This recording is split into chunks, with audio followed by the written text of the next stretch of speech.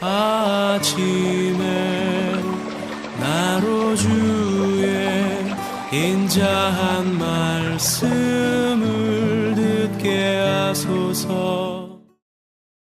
성도 여러분 안녕하세요. 화요일입니다. 오늘도 하나님의 사랑이 여러분들의 삶의 자리에 가득하기를 간절히 소망합니다. 말씀 한 곳 봅니다. 호세아서 12장 1절부터 14절까지의 말씀을 봉독해 드립니다.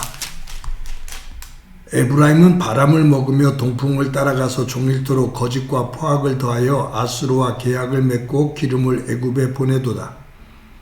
여호와께서 유다와 논쟁하시고 야곱을 그 행실대로 벌하시며 그의 행위대로 그에게 보응하시리라.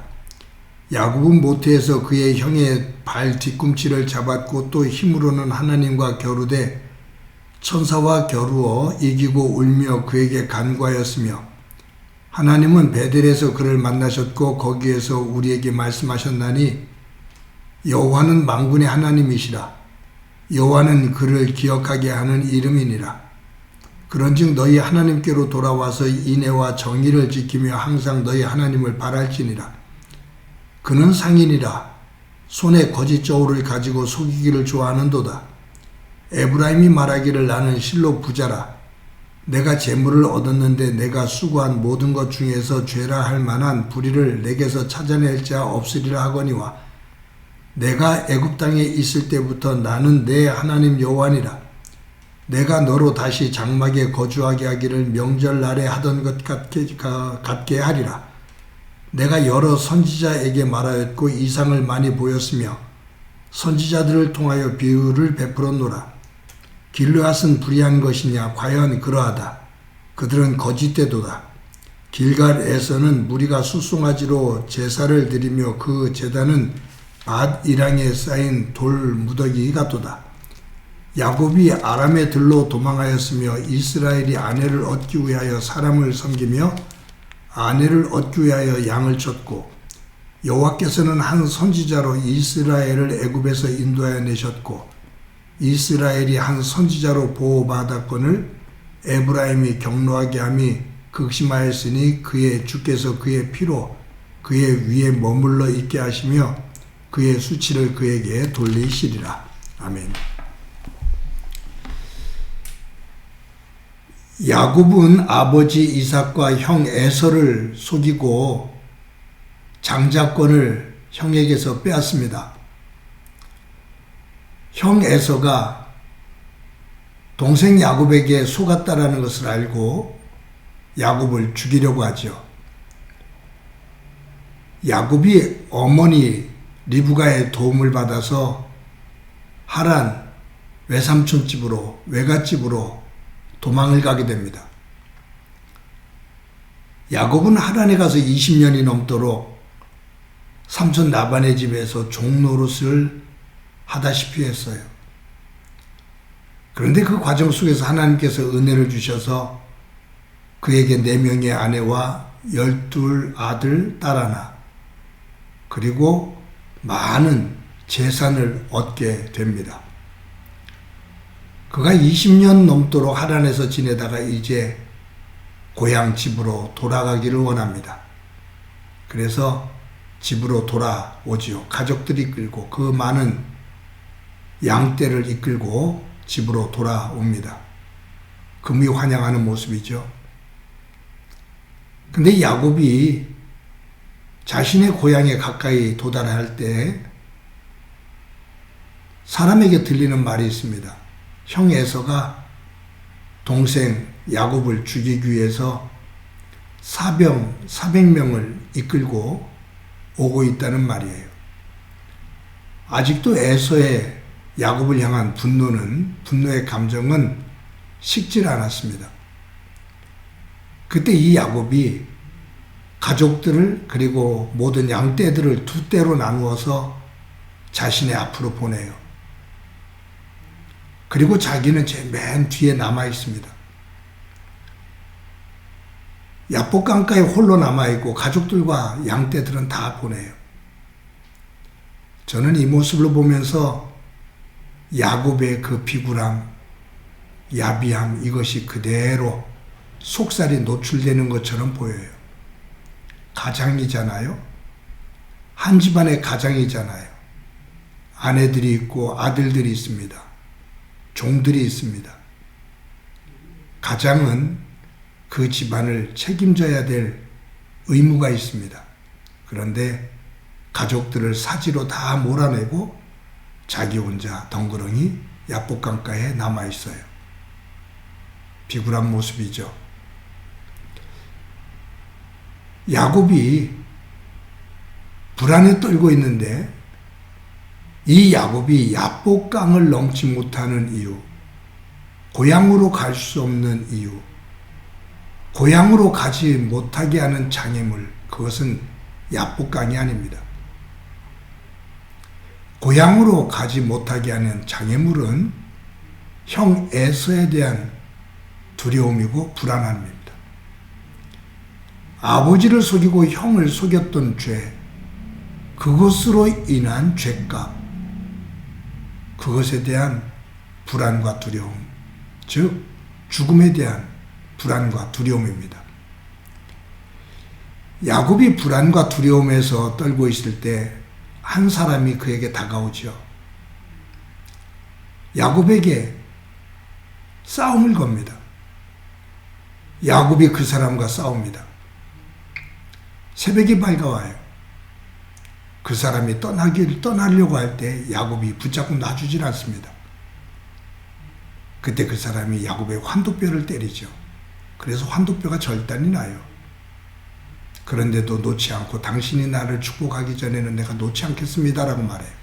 야곱은 이 사람이 하나님의 사람이라는 것을 깨달은 거예요. 그때 하나님께서 이 야곱에게 너의 이름을 야곱이라 하지 말고 이제부터는 이스라엘이라 하라. 야곱이라는 뜻은 사기꾼이라는 뜻이잖아요. 이스라엘이라는 뜻은 하나님과 싸워서 이긴 자라는 뜻이에요. 여러분, 어떤 사람이 하나님과 싸워서 이길 수가 있습니까? 이 장면은 사실은 하나님께서 야곱을 변화시키고 그를 인도하시기 위해서 하나님께서 싸움을 걸으신 것이고 하나님께서 야곱을 변화시키고자 하시는 그 열심으로 야곱이 이스라엘로 변화된 겁니다. 여러분, 오늘 본문에 보면 호세아가 4절에서 이것을 강조해요. 야곱에 대한 이야기를 3절부터 하거든요. 그러면서 4절에 뭐라고 말하냐면 천사와 겨누어 이기고 울며 그에게 간구하였으며 하나님은 베델에서 그를 만나셨고 거기에서 우리에게 말씀하셨나니, 야곱에 대한 이야기를 지금 호세아가 하거든요. 이스라엘 백성들의 악함, 그것에 대해서 이야기하면서 야곱에 대한 이야기를 하는 거예요. 야곱이 아버지와 형을 속이고 그것에 대한 두려움으로 야복강가에 혼자 남아있어 하나님을 만나게 되고 그가 하나님 안에서 울며 하나님께 간구했다. 자신의 죄를 고백하며 하나님 앞에 간구했다. 그랬을 때 하나님께서 그 야곱을 세워주셨다. 우리 하나님에게로 돌아가자, 그 말이에요. 우리의 죄를 깨닫고 야곱처럼 울며 하나님 앞에 간구하자. 그러면 하나님께서 우리를 야곱처럼 세워주시리라 라는 고백이죠. 그러면서 이 호세아는 6절에서 이렇게 말해요. 그런즉 너희 하나님께로 돌아와서 인애와 정의를 지키며 항상 너희 하나님을 바랄지어다. 하나님에게로 돌아가서 하나님께서 원하시는 인애와 정의를 지키고 항상 하나님을 바랄지어다. 하나님이 나의 주인 되심을 알지어다, 그 말이에요. 사랑하는 성도 여러분, 저와 여러분이 살고 있는 삶의 자리, 혹시 야곱이 불안과 두려움에 떨면서 주저앉아 있는 야복강은 아닌지요? 호세아서에 나오는 이스라엘 백성들처럼 하나님에게 어긋잠을 놓고 하나님에게 아픔을 주고 있는 그러한 자리는 아니죠. 호세아를 통해서 하나님께서 말씀하십니다. 돌아와라. 그리고 형식적인 믿음을 갖지 말고 형식적인 예배, 형식적인 믿음, 그 자리에 있지 말고 하나님이 기뻐하시는 인애와 정의로 돌아와라. 그리고 하나님을 사모하며 바라라. 하나님께서 너를 인도하신다. 라고 말씀합니다. 오늘도 저와 여러분이 우리의 삶을 돌아보면서 하나님 앞으로 나아가고 그 믿음의 온전한 자리로 돌아가는 은혜가 있고 그 위에 하나님의 은혜가 충만하기를 간절히 소망합니다. 한번 기도드립니다. 하나님 감사합니다. 오늘도 귀한 날 주신 것 감사합니다.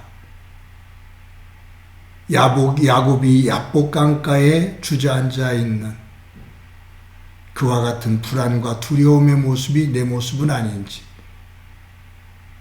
이스라엘 백성들이 악을 행하며 하나님을 멀리하고 교만을 떨고 있는 모습이 내 모습은 아닌지 돌아보며 하나님 앞으로 돌아서고 하나님만을 바라는 귀한 믿음의 자리에 설 수 있도록 은총 베풀어 주옵소서. 오늘도 하루를 살아갈 때 껍질만 가지고 있는, 모양만 가지고 있는 믿음이 아니라 하나님께서 기뻐하시는 인애와 정의를 품는 믿음 되게 하옵소서. 예수님의 이름으로 기도드립니다. 아멘.